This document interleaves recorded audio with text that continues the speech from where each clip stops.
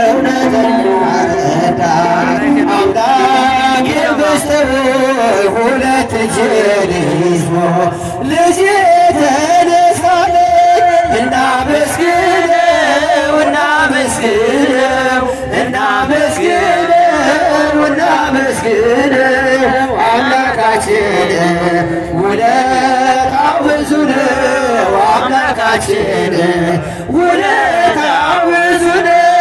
ሞታችንን ሞቶ ሕይወትን ለቸሩ ክርስቶስ ምን እንከፍለዋለን?